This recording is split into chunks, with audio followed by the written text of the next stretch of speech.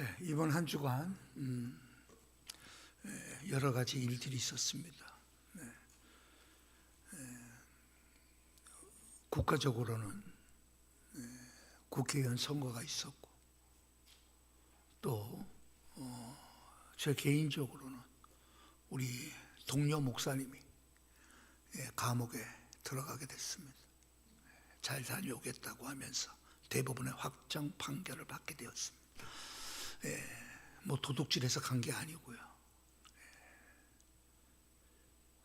이대로 기독교가 위험해질 수 있다.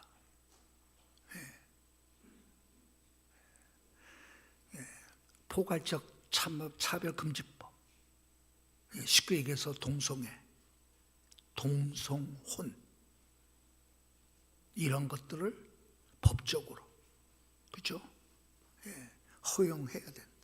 법제화해야 된다. 그렇게 주장하는 국회의원들이 많습니다.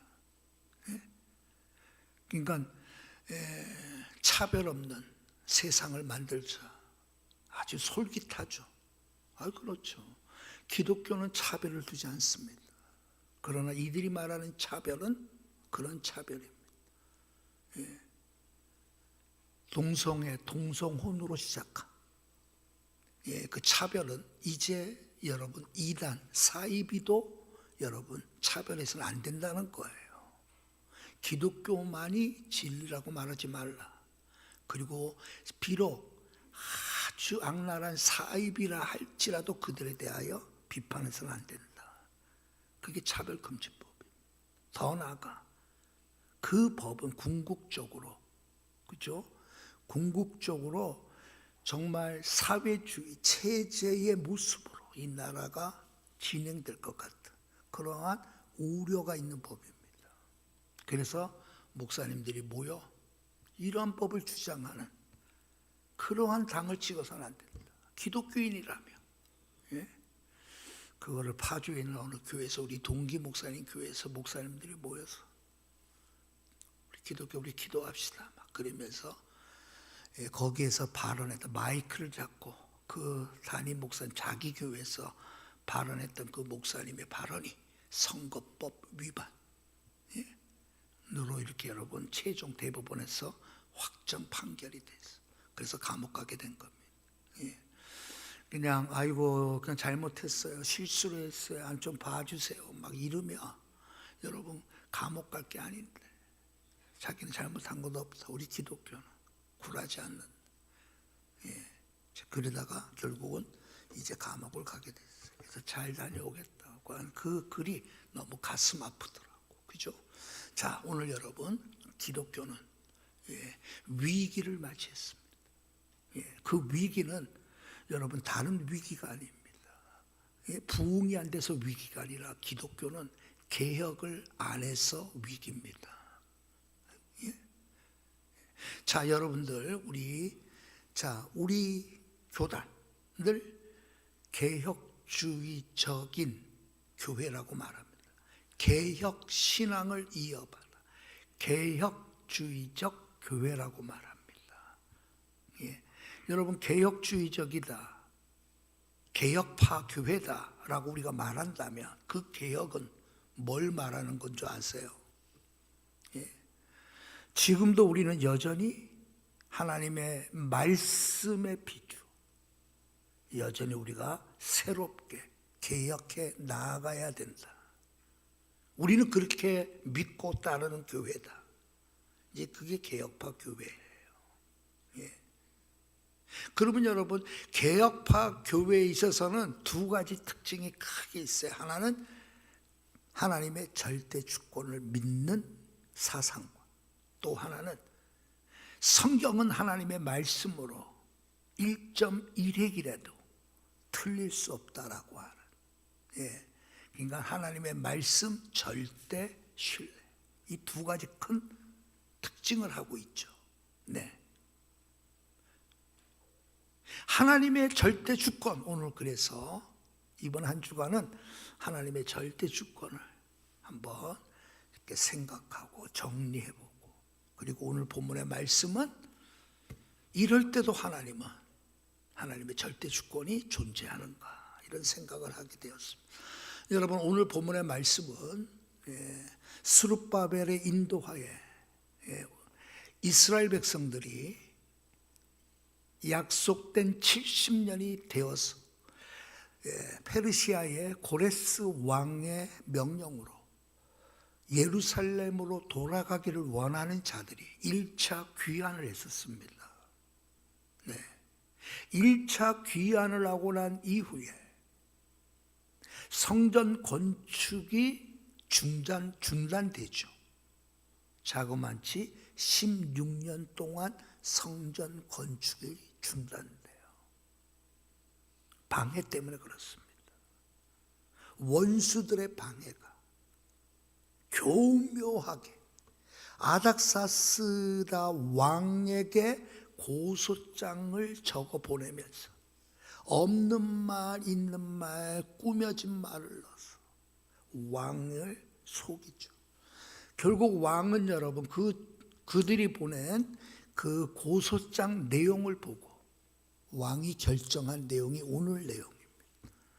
이제부터 성전 건축을 중단케 하라. 성벽을 쌓는 일 멈추게 하라. 어떻게? 무력으로, 강제적으로 중단시키게 됩니다. 하나님의 역사가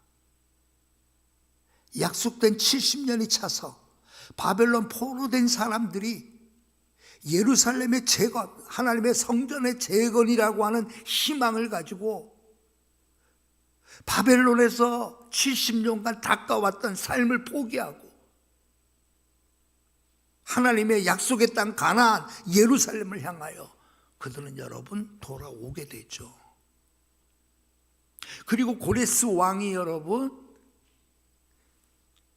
그들로 하여금 성전을 건축하는 데 필요한 모든 것들을 다 제공하게 하고 넘치도록 채워서 보내줘요.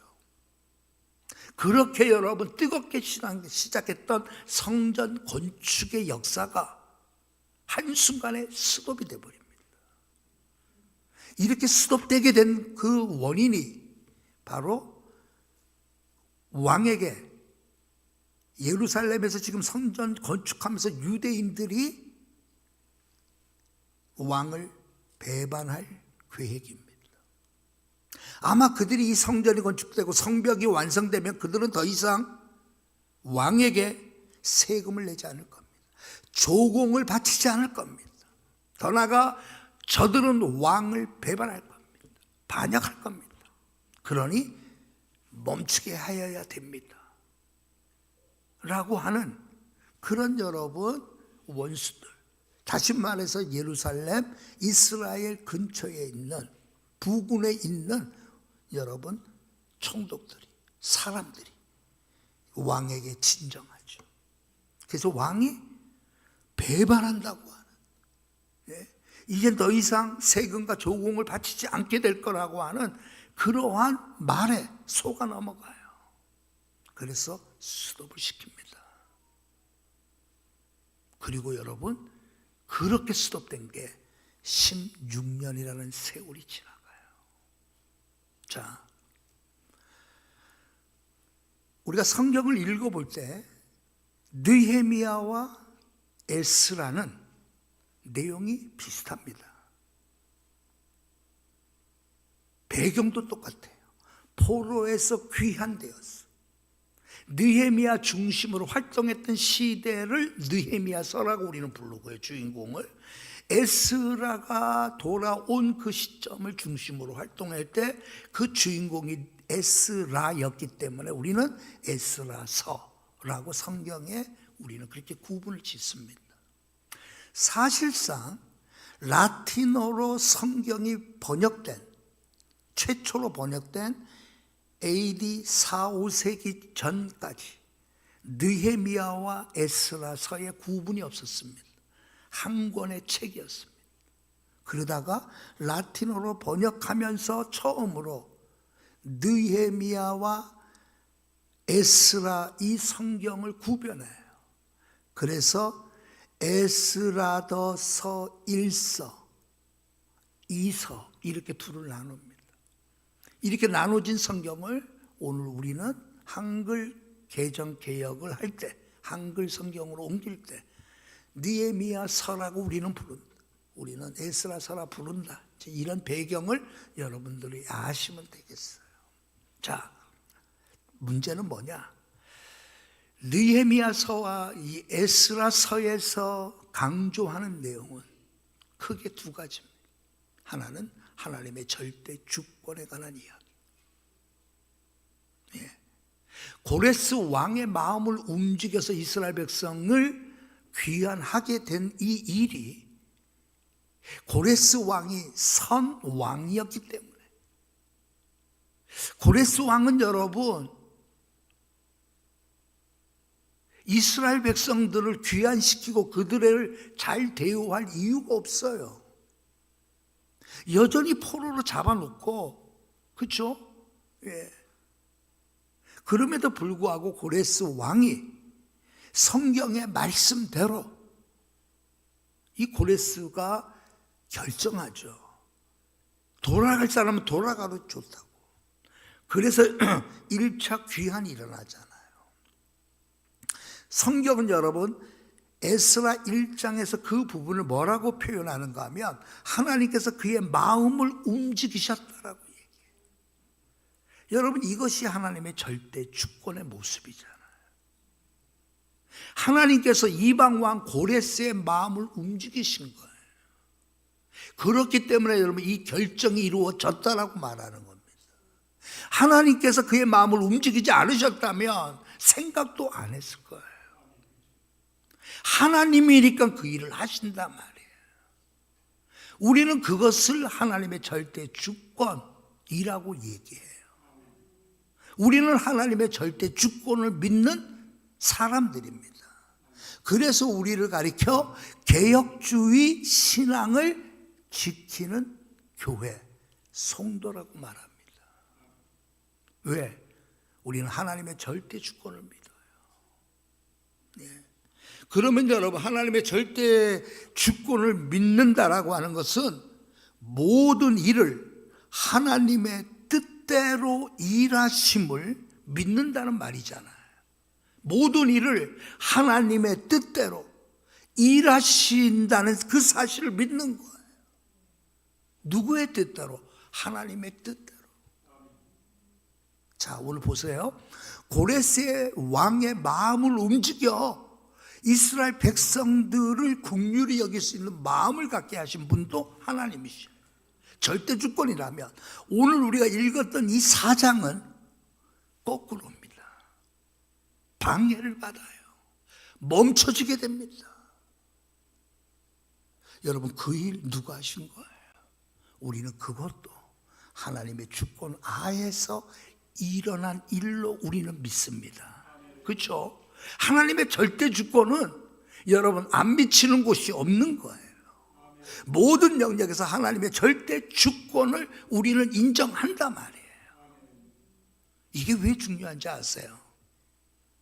하나님의 절대 주권을 믿는 것이 왜 중요할까요? 네?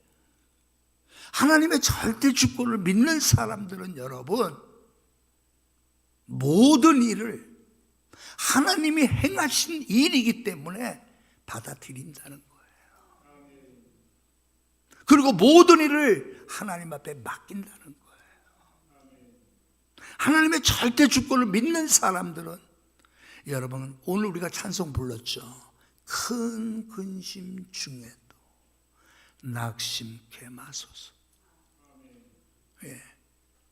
저는 이 찬송가를 부를 때마다 여러분 정말 우리가 늘 가슴에 되새겨야 할 가사들입니다. 이 스몰크라고 하는 1700년대 사람, 독일 루터파 개혁주의파입니다. 루터파 목사예요. 스몰크라고 하는 이 목사님 이제 결혼한 지 3년 됐어요. 그에게는 두 아들이 있었어요. 그 당시에는 여러분 자그만치 36개 지역의 목사 하나, 부목사 둘이었어요. 예? 그 당시 조약에 의해서 개혁파 교회는 하나밖에 안 되는 거예요. 쉽게 얘기해서 여러분 요즘 같으면 한 동 정도 되겠네. 밀락동, 용현동. 이게 36곳의 교회가 하나가 있어요. 그러니 여러분, 그 교회의 교인들을 돌보는 일은 중노동이었어요. 어느 날 신방을 마치고 두 부부가 피곤한 몸으로 집으로 돌아오는데 집 마을 쪽에 연기가 피어오르는 거예요. 그래서 불이 났게 집에 와봤더니 여러분 다 불타버리고 재만 남은 거예요. 연기만. 그때 여러분 그곳에서 두 아이가, 불에 탄 아이를 발견하죠. 그때 통곡하며 불렀던 그 통곡이 가사로 여러분 전해져 내려온 게 내 주여 뜻대로 행하시옵소서. 그거예요. 네? 하나님의 절대 주권을 정말 믿는다면 무서운 사람 됩니다. 감옥 가는 거 두려워하지 않아요. 하나님의 절대 주권 믿는 사람은. 오늘 여러분 그 2절이 본래는 이렇게 그 당시에 통곡했던 겁니다. 오 예수님, 비록 제가 당한 슬픔이 크오나 주님도 세상에서 우셨고 자주 홀로 슬퍼하셨으니 이제 제가 주님과 함께 울어야 한다면 당신의 뜻이 이루어지이다. 그게 2절 가사의 여러분 내용이었어요.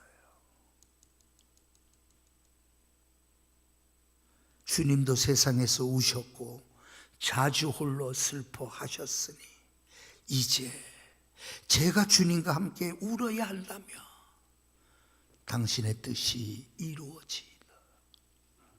얼마나 여러분 훌륭합니까?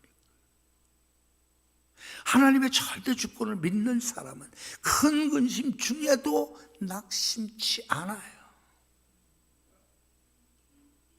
왜요? 하나님의 절대 주권을 믿기 때문에 그렇습니다. 여러분, 하나님의 절대 주권을 믿는다라고 하는 것은 하나님이 주권자라는 거예요. 그 말은 그분이 전능자이시고 하늘과 땅의 모든 권세의 주인이시라는 선포입니다. 하나님의 주권을 인정하는 것은 이 모든 세상, 우주까지도 하나님의 뜻대로 다스린다는 권리를 인정한다는 거예요. 또한 여러분, 하나님의 주권이라고 할 때 우리가 반드시 기억해야 될 게 뭐냐면 하나님은 주권적으로 능력을 행하시는 분이라는 거예요. 하나님은 자신의 그 능력을 자신이 원하는 방식으로 원하시는 때에 자신이 원하시는 곳에 사용하시는 그것까지 포함해서 우리는 하나님의 주권이라고 말하는 겁니다. 여러분, 이 하나님의 주권은 결코 여러분 독재자적인 그런 주권 행하신 분이 아니시죠. 그분은 사랑과 지혜와 지식으로 주권을 행사했어요.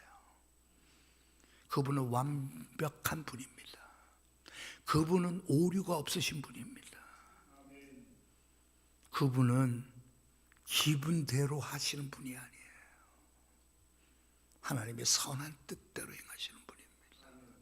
그분은 그렇게 능력을 통해서 자신의 주권을 드러내 보이시는 거예요. 고레스 왕의 마음을 움직이셨던 것도 하나님의 주권적인 역사였고요. 아닥사스다 왕이 어리석게도 잘못된 판단을 내린 것도 하나님의 주권 하에서 일어난 일입니다. 그렇다면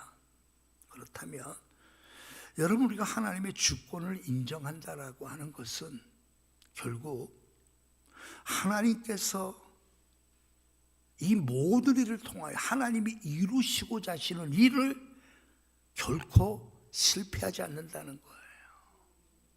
하나님이 이루고자 하시는 그 일이 결코 실패될 수가 없다라는 거예요. 그 일은 반드시 이루어진다는 거예요. 왜? 하나님의 절대 주권이 있기 때문에 그래요. 쉽게 얘기해서 여러분, 에스라의 등장은 이제 이 성전이 완성되고 난 이후에 2차 귀환 때 온 거예요. 에스라가 여러분 성전 건축 막 이렇게 막 이 상태에 돌아온 것이 아니라, 에스라의 등장은 성전이 재건을 시작하고 방해를 받고 멈췄다가 다시 여러분 시작해서 완공이 된 이후에 여러분 에스라가 돌아와요. 2차 귀환이에요. 그때가. 그러면 에스라는 여러분 우리가 알다시피 제사장 가문입니다.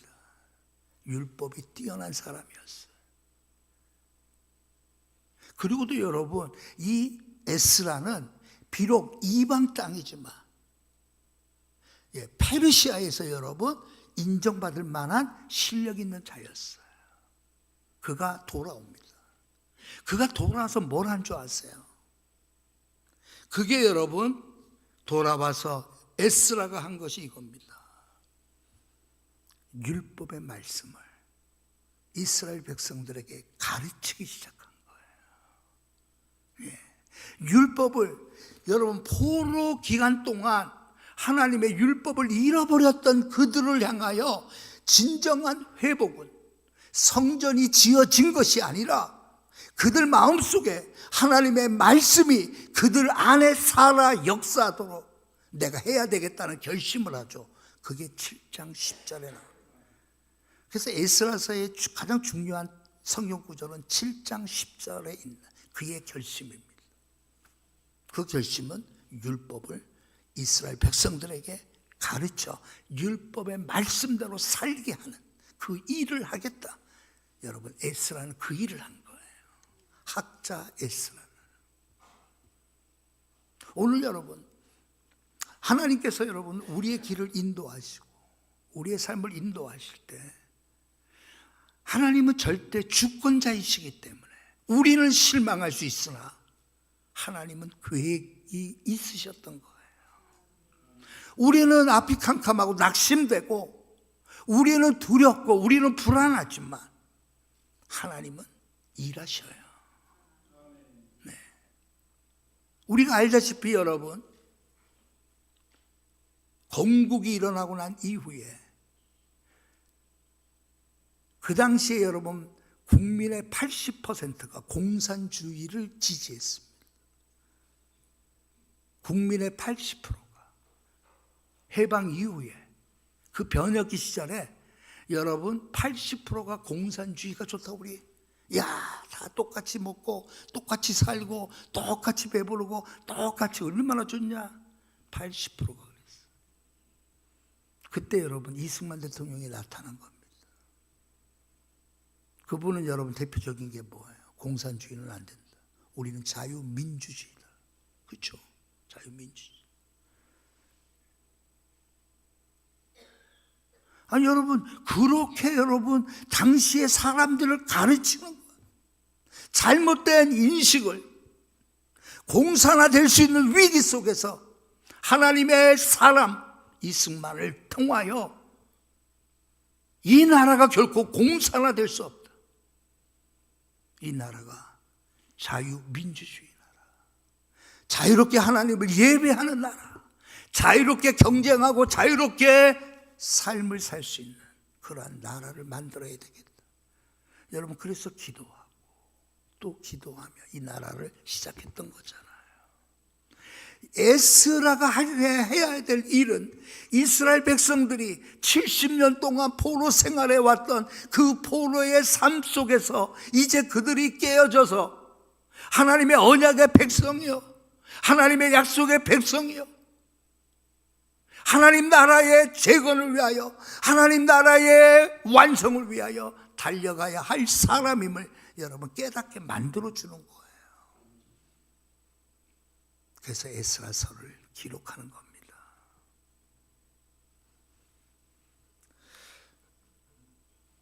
하나님의 절대 주권을 우리가 인정한다는 것은 결국 우리의 삶을 여러분 결정합니다. 우리의 삶을 결정해요. 여러분, 죄가 뭡니까? 개혁주의적 입장에서 여러분 죄를 정의한다면 하나님의 주권을 거스리는 모든 것이 다 죄입니다. 하나님의 주권을 거스리는 모든. 여러분, 헌금생활 제대로 안 하면 죄입니다. 예? 헌금생활 제대로 안 하면 죄입니다. 자신의 주권대로 행하는 모든 것들은 다 죄예요. 자, 우리 교단 마크를 보여드릴게요. 교단 마크. 왜 얘기 안 했어?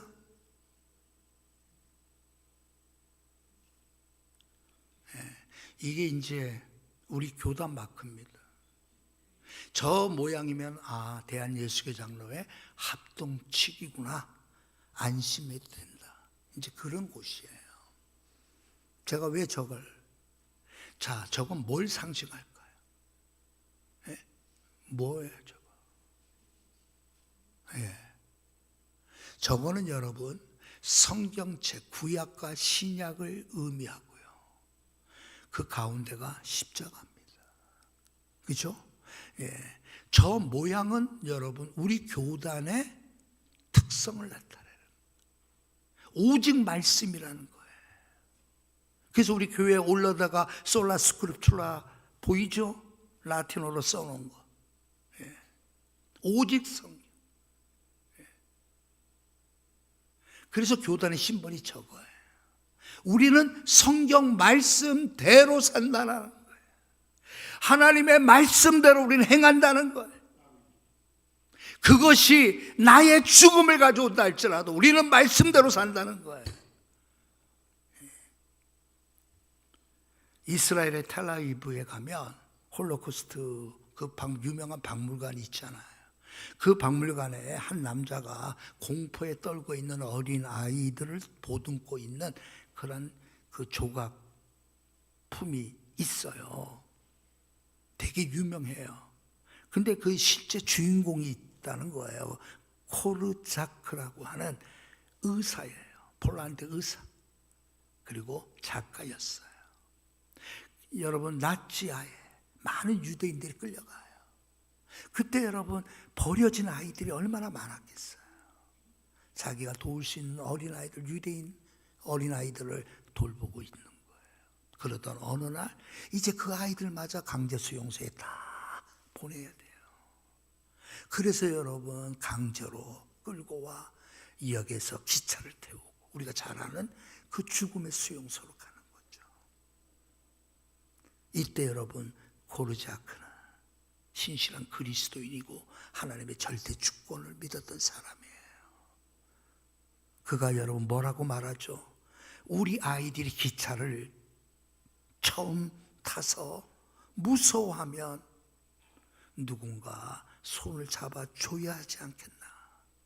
나는 결코 이 아이들을 버리지 않을 걸세. 그리고 아이들과 함께 손잡고 기차를 탔던 사람이에요. 이 고르자크 역시 아이들과 함께 여러분 독가스실에서 그는 죽음을 맞이해요. 그래서 지금도 유대인들은 여러분 이처럼 위대한 스승은 없다. 이처럼 위대한 선생은 우리에게는 없었다. 그래서 여러분 그들이 그렇게 존경하는 사람이 된 거예요. 하나님의 절대 주권을 정말 믿는다면 내 이익대로 살지 않아요. 내가 바라는 대로, 내가 원하는 대로 살지 않아요. 내가 어떤 형편에 처하든지, 내가 어떤 일을 만나고 있든지 간에 하나님의 절대 주권을 믿고 있는 사람은 뭘 할까요? 이 상황에서 하나님을 영화롭게 할 수 있는 것이 무엇일까를 생각한단 말이에요. 예? 그래서 여러분 하나님의 절대 주권을 믿었던 이 개혁파 사람들이 여러분 우리가 잘 아는 직업을 소명으로 여기기 시작했던 것이 그 사람들 때문이에요. 직업을 소명으로 여겼어요. 아유 그냥 뭐 벌어먹어서 살려면 어쩔 수 없이 이렇게 생각 안 해요. 예? 이전에는 아유 하늘의 뜻이 나지 뭐, 아유 이렇게 살지 뭐 이랬다가 아니다는 거예요. 이 직업도 하나님이 주신 거라고 생각한, 소명으로 여기기 시작했던 거예요. 그리고 여러분, 그들은 할 수 있는 한 내가 열심을 다해서 이 땅에 하나님 나라의 문화가 이루어질 수 있도록 이 땅에서 우리의 삶을 열심히 살아야 된다. 단지 나를 위하여 여가 활동하는 게 아니라 이 땅에 하나님의 나라의 문화가 세워질 수 있도록 우리는 모든 영역에서 우리는 열심히 살아야 된다라고 생각했던 사람들이, 개혁파 사람들이. 우리 그것은 이제 청교도라고도 부르기도 하고요. 이 모든 기초는 여러분 존 칼빈이 가르쳐 줬다. 여러분, 개혁 신앙이 바탕으로 돼서 이렇게 이루어져요. 자, 오늘 여러분, 하나님의 절대 주권을 믿는 사람들은 여러분 시시하게 정말 살지 않을 것 같아. 정말 여러분 세상에 겉멋들어 가지고 사는 사람, 그냥 세상의 거 그거 붙들고 살려고 하는 사람, 여러분 하나님의 절대 주권 믿고 있는 사람 아니에요. 하나님의 절대 주권을 믿는 사람은 여러분 다르다 말이에요. 다를 수밖에 없죠.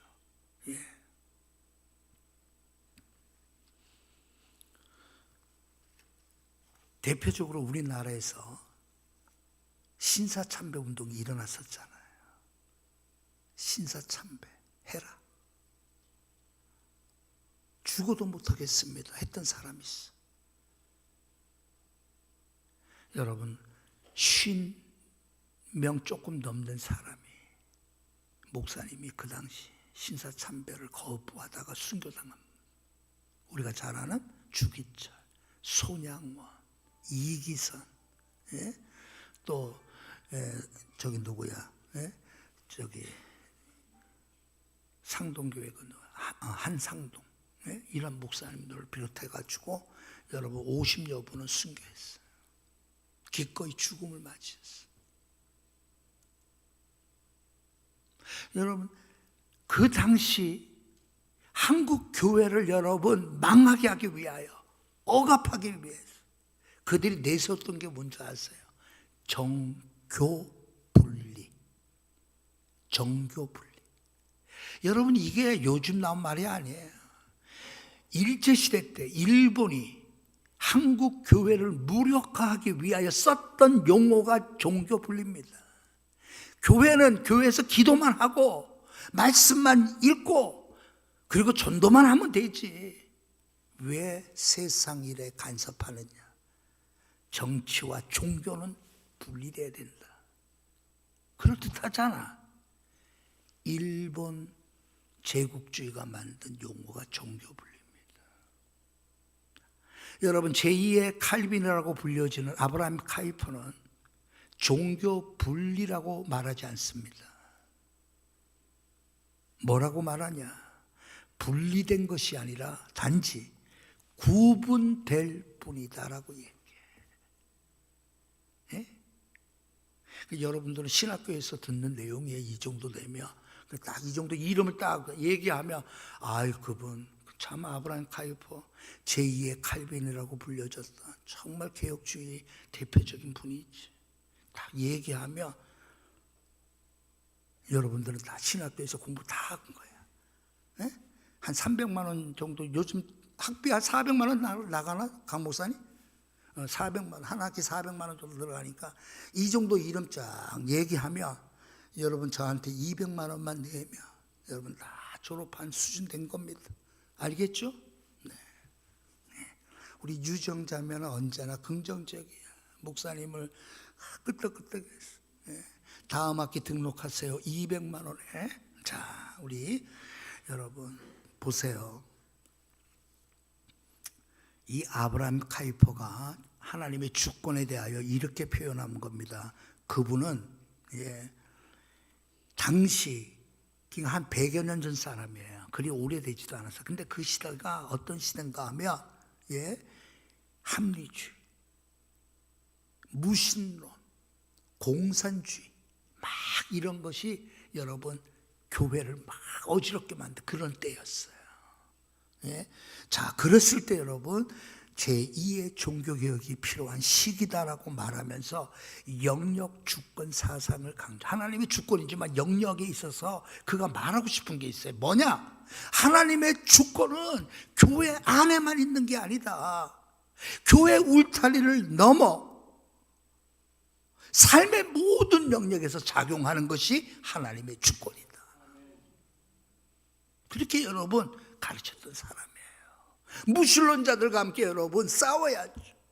오늘날은 뭐예요 여러분? 차별금지법. 그게 악법이란 말이에요. 하나 진리 외에는 차별하지, 다른 걸 차별해서 안 된다 그래요. 이젠 여러분 잘못되면 목사가 설교하고 난 이후에 얼마 있다가 여러분 감옥 갑니다 다. 왜? 그 법을 어겼기 때문에. 2단 3단 차별해서는 안 된다. 말도 하지 말라는 거예요. 그래서 여러분 한국 교회가 다른 게 문제가 아니에요. 이런 사실에 대해서 여러분 그냥 뭐 잘 되겠지. 예? 오늘 여러분 하나님의 절대 주권은 이 나라에도 미쳐야 된다. 이 나라에 흐르고 있는 이 문화, 세속 문화를 기독교 문화로 바꿔야 될 책임 누구에게 있어요? 우리에게 있는 거예요. 왜? 여러분 꽁 잡는 게 매라고. 뭐 어떻게 뭐 거짓말 좀 넣고 뭐 속이기도 하고, 예? 정말 상상 수준, 예? 이해 불가, 수준 미달. 와, 정말 다 금배지 달아요. 그게 현실. 그게 현실. 예? 누가 달아도 여러분 어떤 사람이 달아야 돼. 사람들에게 모범이 되고 인정이 되고, 예? 이 나라가 부끄럽지 않는 나라의 모습이 보여져야 할 사람이 배지를 달아야지. 예? 자, 옆에 분하고 한번 인사합니다. 당신이야말로 배지를 달 자격이 있습니다. 한번 해봐요. 당신이야말로 배지를 달 자격이 있습니다. 예? 어때요? 내가 볼 때는 우리 교인들은 다 자격 있어. 막말하는 그 수준 봐, 그게. 예? 속이고 말이요. 예? 하나님의 주권이 안 미치는 곳이 없어야 돼요. 그러기 위해서 여러분 우리의 책임이 크단 말이에요. 하나님의 주권을 여러분 믿는 사람들은 하나님 앞에 절대 복종합니다. 하나님을 경외함으로 섬깁니다. 하나님의 절대 주권을 믿는 사람들은 하나님의 영광을 위하여 살고픈 마음이 있어요.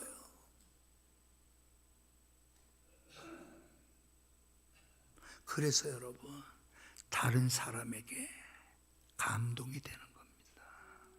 감동이 되는. 예? 그렇잖아요. 하나님의 절대 주권 믿는 사람은 다른 사람에게 감동이 돼. 말하는 것도 감동이 되잖아. 세속적인 모습이 어떻게 보여져?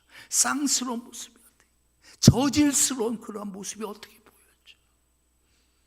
하나님의 절대 주권을 믿는 사람들이 이 나라 곳곳에서 그리스도인으로서 영향을 미치는 그런 날이 오기를 위하여 계속해서 우리가 기도하는 저와 여러분 되시길 주님의 이름으로 축복합니다.